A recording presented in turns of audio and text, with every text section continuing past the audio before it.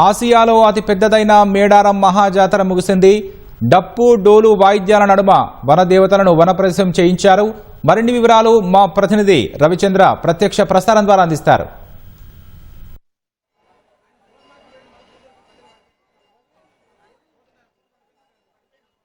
మేడారం జనదేవతల వన ప్రవేశం అత్యద్భుతంగా జరిగింది. ఇవాళ మేడారం మహాజాతర 4వ రోజు అద్భుత ఘట్టం అమ్మల వన ప్రవేశం. కొద్దిసేపటి క్రితం తల్లులంతా ఏదైతే వనం నుంచి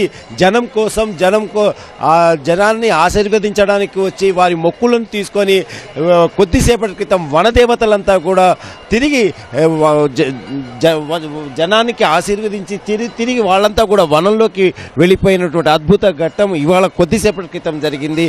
మేడారం మహాజాతర దీంతో ముగిసినట్లయింది. కోట్లాది భక్తుల గుండెల్లో ఆరాధ్య దేవతలుగా ఆరాధ్య దైవాలుగా ఉన్నటువంటి సమ్మక్క, సారలమ్మ, పైడితరాజు, గోవిందరాజులు ఒకరి తర్వాత ఒకరు వనాల్లోకి వెళ్ళారు. దీంతో భక్తులు బరువెక్కిన హృదయాలతో వారికి వీడ్కోలు చెప్పారు. అమ్మ సమ్మక్క తల్లి చల్లంగా చూడు తల్లి అంటూ భక్తుల జయ జయ ధ్వానాల మధ్య మేడారం పరిసరాల్లో మారుమోగుతుండగా, అలాగే జయగంటలు కూడా మారుమోగుతుండగా వనదేవతలంతా కూడా జనం సాక్షిగా తిరిగి వనంలోకి వెళ్ళిపోయినారు. ఏదైతే చిలకల గుట్టకు సమ్మక్క, అలాగే ఇక కన్నెపల్లికి సారలమ్మ తరలి వెళ్ళింది. అలాగే మహబూబాద్ జిల్లా గంగారం మండలం పూనుగండ్లకు పగిడిదరాజు, ఏటూరు నాగారం మండలం కొండాయికి గోవిందరాజులు వీళ్ళంతా కూడా తిరిగి వనంలోకి వెళ్ళిపోయారు. కొద్దిసేపటి క్రితం ముందుగా సరిగ్గా 7 గంటల 10 నిమిషాల ప్రాంతంలో ఈ అద్భుత ఘట్టం అమ్మల వన ప్రవేశం జరిగింది. ముందుగా డప్పు డోలు వాయిద్యాలతో గద్దెల వద్దకు వచ్చినటువంటి పూజారులు సంప్రదాయ పూజలు నిర్వహించారు.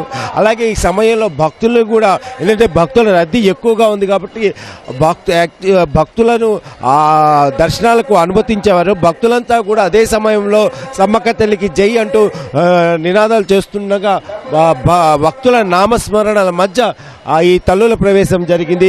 ముందుగా సమ్మక్క తల్లి చెంతకు పూజారులు వచ్చారు. ఆ తర్వాత సారలమ్మ తల్లి చెంతకు, అలాగే గోవిందరాజులు పగిడిరాజు చెంతకు వచ్చారు. ఆ తర్వాత ప్రత్యేక పూజలు చేశారు. అలాగే డప్పు డోలు వాయిద్యాలు మారుమోగుతుండగా తల్లులను తిరిగి వనాలకు తీసుకువెళ్లారు పూజారులు. ఈ అద్భుత ఘట్టాన్ని భక్తులంతా వీక్షించారు. అలాగే బరువెక్కిన హృదయాలతో వాళ్ళంతా కూడా తల్లులు, ఎందుకంటే 4 రోజుల మహాజాతర మహాసంభ్రమం అట్టహాసంగా ముగిసింది. కోట్లాది మంది భక్తుల గుండెల్లో గూడు కట్టుకున్నటువంటి దైవాలకు ఇవాళ వనంలోకి తిరిగి వెళ్ళడంతో ఈ వన ప్రవేశం చేయడంతో జనజాతర అత్యద్భుతంగా కూడా ముగిసినట్లయింది. ఇక దీంతో మేడారం మహాజాతర 2026 ముగిసింది. ఈ నెల 28న అట్టహాసంగా ఈ మహాజాతర ప్రారంభమైంది. ముందుగా మొదటి రోజు కన్నెపల్లి నుంచి సారలమ్మను పూజారులు గద్దెల మీదకి తీసుకొచ్చారు. అలాగే మహబూబాద్ జిల్లా గంగారం మండలం పూనుగొండ్ల నుంచి పైడిదరాజుని, అలాగే ఏటూరు నాగరం మండలం నుంచి గోవిందరాజు స్వామిని కూడా గద్దెల మీదకి తీసుకొచ్చారు. ఇక 2వ రోజు మరో అద్భుత ఘట్టం సమ్మక్క ఆగమనానికి సూచనగా జిల్లా ఎస్పీ గాల్లో కాల్పులు జరిపి అధికార లాంఛనాలతోటి సమ్మక్కను సగౌరవంగా గద్దెల మీదకి తీసుకొచ్చారు. సమ్మక్క, సారలమ్మ, గోవిందరాజు, పగిడిద్దరాజు లేదా 4 వనదేవతలు కూడా గద్దెల మీద ఉండడాన్ని చూసి భక్తులు పులకించిపోయారు. మొక్కులు చెల్లించుకున్నారు. జంపన్న వాగులో స్నానాలు చేసి మొత్తం భక్తులంతా కూడా మేడారం బాటే ఎటు చూసినా కూడా భక్తులంతా కూడా వచ్చి గద్దెల మీద కొలువైనటువంటి వనదేవతలను దర్శించుకున్నారు. తమ మొక్కులు చెల్లించుకున్నారు. చీర సారే సమర్పించుకున్నారు. అలాగే కొబ్బరికాయలు కొట్టారు. ఇక నిలువెత్తు బంగారాన్ని కూడా సమర్పించుకున్నారు. 4 రోజులు ఎటు చూసినా మేడారం జనమేడారంగా ఉంది. ఎక్కడా కూడా ఖాళీ అన్నది లేకుండా కూడా నిర్విరామ దర్శనాలు కొనసాగుతూనే ఉన్నాయి.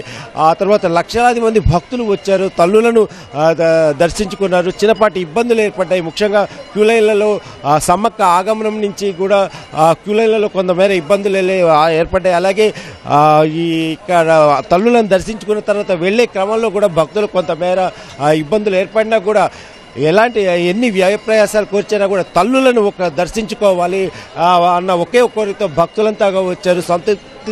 సంతృప్తికరంగా దర్శనాలు అయితే జరిగాయి. తిరిగి భక్తులు తల్లులు వనాలకు వెళ్ళడంతో భక్తులు కూడా భారమైన హృదయాలతో, ఎందుకంటే 4 రోజుల పాటు జనదేవతలుగా భావించిన వనదేవతలను కొలిచి మొక్కులు చెల్లించుకున్నారు. ఇక ఇవాళ వనదేవతలు వనంలోకి ప్రవేశించడంతో ఇక మహాజాతర ముగిసినట్లయింది.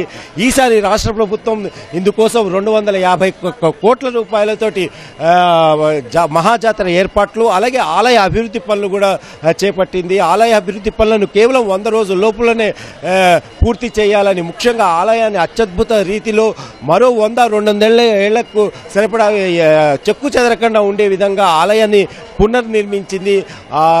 అలాగే దీనికోసం ఎక్కడ ఈ ఆదివాసీ సాంప్రదాయాలకు భంగం కలగకుండా సమ్మక్క సారలమ్మ అలాగే ఆదివాసుల గోత్రాలను వాటి మీద రాతి స్తంభాల మీద చెక్కించి అంటే సమ్మక్క సారలమ్మ చరిత్ర భవిష్యత్ తరాలకు తెలియజేసే విధంగా అత్యద్భుత రీతిలో ఆలయాన్ని పునర్నిర్మించింది.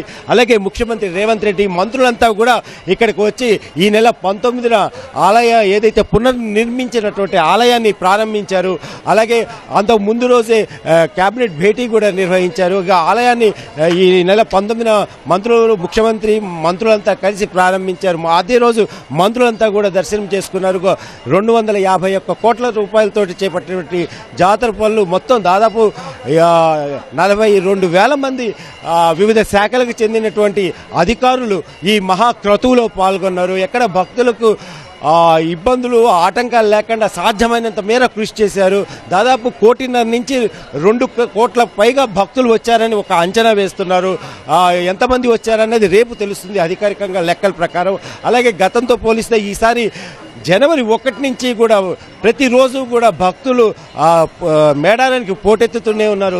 రోజు 2 లక్షలు 3 లక్షల మంది వస్తున్నారు. వారాంతాల్లో అయితే 5 నుంచి 8 లక్షల మంది భక్తులు వస్తున్నారు. ఓవైపు ఆలయ అభివృద్ధి పనులు జరుగుతుంటే ఆలయ అభివృద్ధి పనులు జరుగుతూనే ఉన్నాయి. అదే సమయంలో భక్తుల రద్దీ కూడా భక్తులంతా కూడా వేలాదిగా లక్షలాదిగా వచ్చి తల్లులను దర్శించుకుంటూనే ఉన్నారు. జనవరి 1 నుంచి కూడా ఏ రోజు కూడా ఖాళీ లేదు. సంక్రాంతి సెలవుల్లో కూడా విపరీతమైనటువంటి రద్దీ నెలకొంది. ఆ తర్వాత కూడా ఇక జనజాతర ముందు నుంచే ప్రారంభించినట్లయితే ఇక ఏదైతే 28 నుంచి కూడా మొత్తం మేడారం పరిసరాలన్నీ కూడా జనసంద్రంగా మారాయి. జంపన్న పరిసరాలు అయితే చెప్పనే అక్కర్లేదు. ఎక్కడ ఇసుకేస్తే రాలని పరిస్థితి. లక్షల సంఖ్యలో భక్తులంతా వచ్చారు.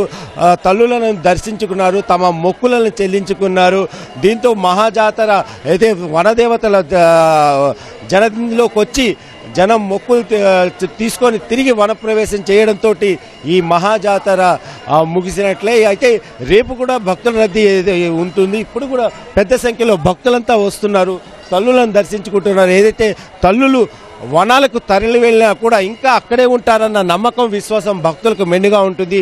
దీంతో రేపు కూడా ఎక్కువ సంఖ్యలో ఆదివారం కావడంతో పెద్ద సంఖ్యలో భక్తులంతా ఇక్కడికి వచ్చి గద్దెలను దర్శించుకుంటారు. అలాగే ఇక వచ్చే బుధవారం తిరుగువారం జాతర ఉంటుంది. దీంతో మహాజాతర పూర్తిగా ముగిసినట్లే. ఆ రోజు కూడా సాంప్రదాయ పూజలు చేస్తారు ఏదైతే పూజారులు.